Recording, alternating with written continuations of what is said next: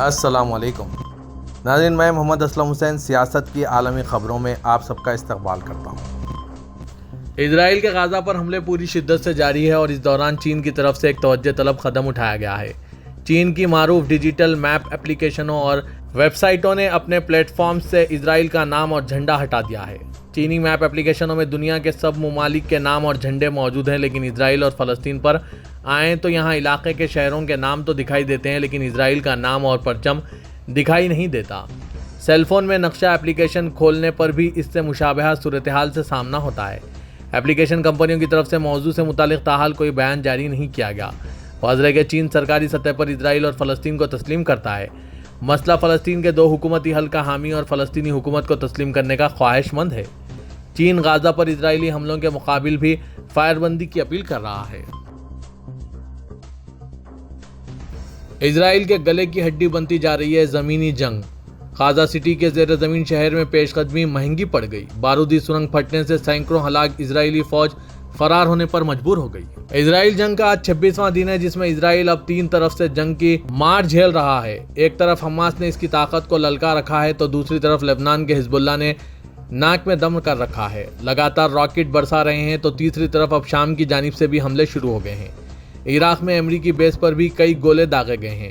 Joe Biden نے اپنے فوجیوں کو عراق سے واپس آنے کا حکم جاری کیا، لیکن سب سے بڑی بات تو یہ ہے کہ ٹینکوں کے ساتھ اسرائیلی فوج کی غزہ میں جو پیش قدمی کی خبر آئی تھی، اب ان علاقوں سے اسرائیلی فوج فرار ہو رہی ہے۔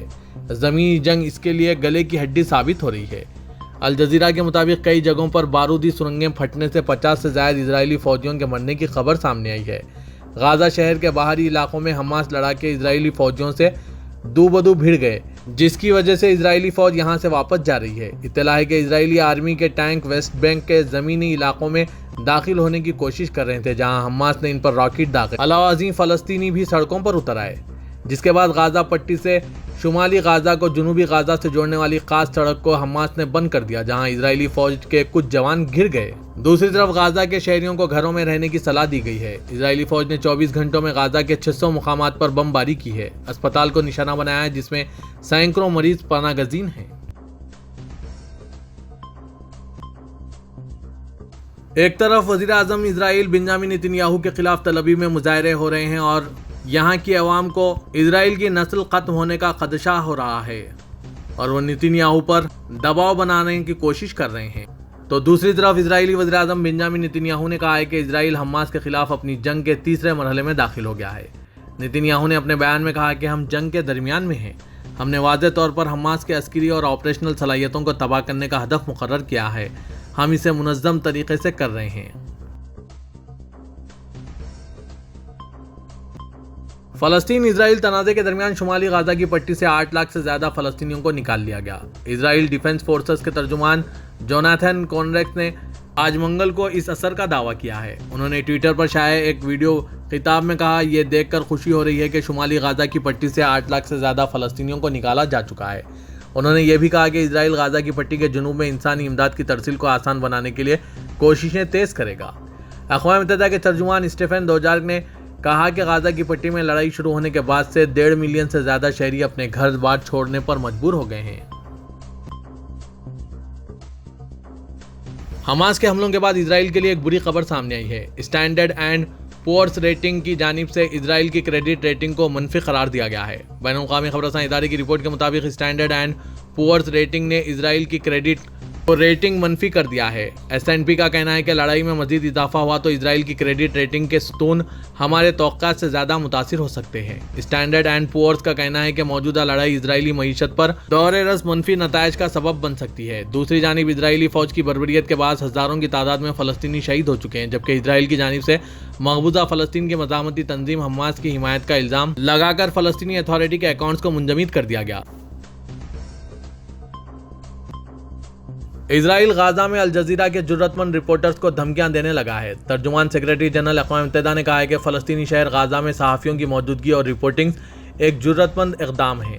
تفصیلات کے مطابق الجزیرہ ٹی وی کے رپورٹرز کو اسرائیلی دھمکیوں پر ترجمان سیکریٹری جنرل UN نے رد عمل میں کہا ہے کہ اسرائیل کو غزہ میں صحافیوں کو تحفظ فراہم کرنا ہوگا۔ غزہ میں صحافیوں کی موجودگی اور رپورٹنگ جرأت مندی کا نشان ہے۔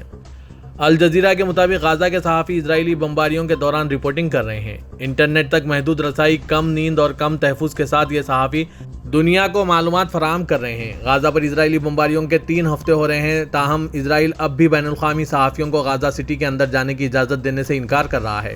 دنیا بھر کے خبررساں ادارے مکمل طور پر مقامی فلسطینی رپورٹرز پر انحصار کر رہے ہیں، جنہوں نے جنگ میں ایک کھڑکی فراہم کرنے کے لیے اپنی جانیں خطرے میں ڈال رکھی ہے۔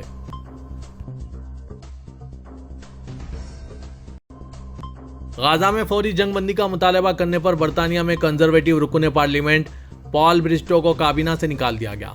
غیر ملکی میڈیا رپورٹس کے مطابق پال برسٹو نے برطانوی وزیر اعظم رشی سنک کو خط میں غزہ میں مستقل جنگ بندی کا مطالبہ کیا تھا، تاہم اس مطالبے کے بعد رکن پارلیمنٹ پال برسٹو کو کابینہ سے نکال دیا گیا۔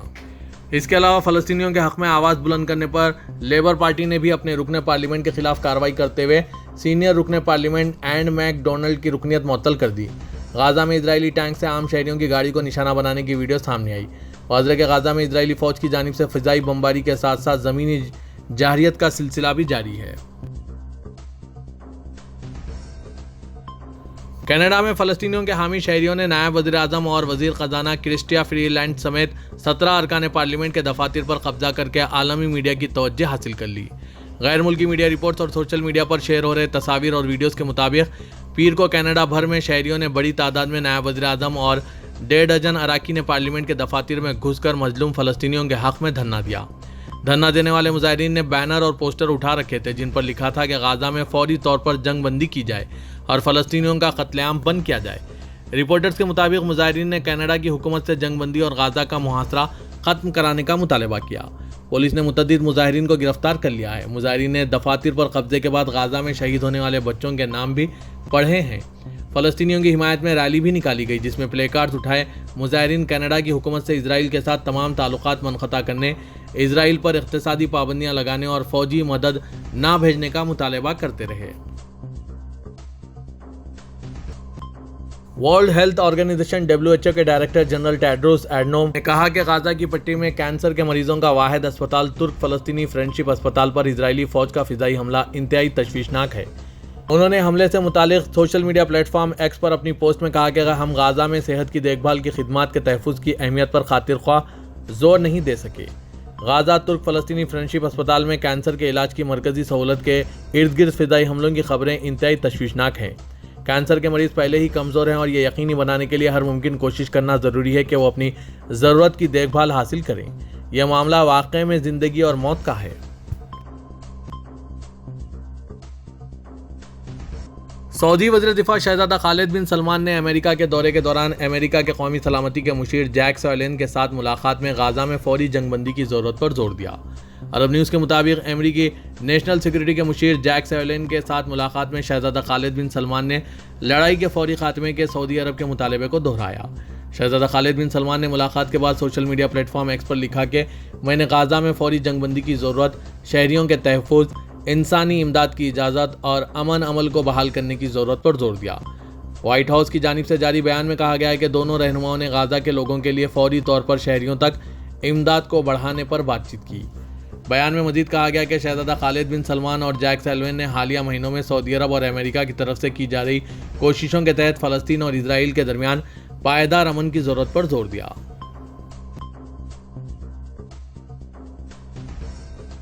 مکہ مکرمہ میں 14ویں کے چاند کی آنکھوں کو چکا چوند کرنے والی تصویر سوشل میڈیا پر وائرل ہو رہی ہے۔ سعودی فوٹوگرافر یوسف بجاش نے یہ تصویر شیئر کی۔ العربیہ نیٹ کے مطابق یوسف نے مکہ مکرمہ میں 14ویں کے چاند کی عکس بندی ایسے شاندار اور پیشے وارانہ انداز میں کی کہ اسے جس نے بھی دیکھا تعریف کیے بغیر نہ رہ سکا۔ یوسف بجاج نے مسجد حرم کے سامنے مشہور کلاک ٹاور کے پہلو میں نظر آ رہے 14ویں کے چاند کی عکس بندی میں چاند کے جمالیاتی مناظر اور مسجد حرم کے تقدس کا حسین امتزاج پیش کیا، جسے صارفین کی جانب سے بہت زیادہ سراہا جا رہا ہے۔ سعودی فوٹوگرافر کا کہنا تھا کہ میں نے ٹھیک اسی لمحے یہ تصویر اپنے کیمرے میں محفوظ کی جب چاند گرہن کے بعد مشرق سے آنے والے بادلوں کے درمیان سے نمودار ہوا۔ بھاش کا کہنا ہے کہ انہوں نے کلاک ٹاور اور چاند کو ایک دوسرے کے پہلو میں دکھا کر اپنے طور پر 14ویں کے چاند کی عکس بندی میں خوبصورت اضافے کی کوشش کی ہے۔ کویت کے ولی عہد شیخ نواف احمد الجابر الصباح نے غزہ کی پٹی میں فلسطینیوں پر اسرائیلی جارحیت کی مذمت کرتے ہوئے فوری جنگ بندی کا مطالبہ کیا۔ ولی عہد نے افتتاحی تقریب کے دوران کہا کہ ریاست کویت کی قیادت، عوام، قومی اسمبلی اور حکومت فلسطینی علاقوں، خاص طور پر غزہ کی پٹی میں رونما ہونے والے خونی واقعات کا قریب سے مشاہدہ کر رہے ہیں اور وحشیانہ اسرائیلی جارحیت کے حملوں کی مذمت کرتے ہیں۔ قومی اسمبلی کی 17ویں قانون سازی کی مدت کے دوسرے اجلاس میں یہ بات کہی گئی۔ متحدہ عرب امارات نے اسرائیل کی جانب سے غزہ میں اپنی زمینی کارروائیاں تیز کرنے اور جاری رکھنے پر تنقید کی ہے۔ جیسے ہی اسرائیل اور حماس کی جنگ 25ویں دن میں داخل ہو رہی، عرب ریاست نے اسرائیلی فوجی کارروائیوں میں اضافے کے حوالے سے گہری تشویش کا اظہار کیا۔ متحدہ عرب امارات کی وزارت خارجہ نے فوری جنگ بندی کا مطالبہ کیا اور اسرائیل سے کہا کہ وہ اس بات کو یقینی بنائے کہ شہریوں کو مزید نقصان نہ پہنچے۔ متحدہ عرب امارات نے اسرائیلی فوج میں اضافے اور انسانی بحران کی شدت پر اپنی گہری تشویش کا اظہار کیا ہے، جس سے شہریوں کی جانوں کے مزید نقصان کا خطرہ ہے۔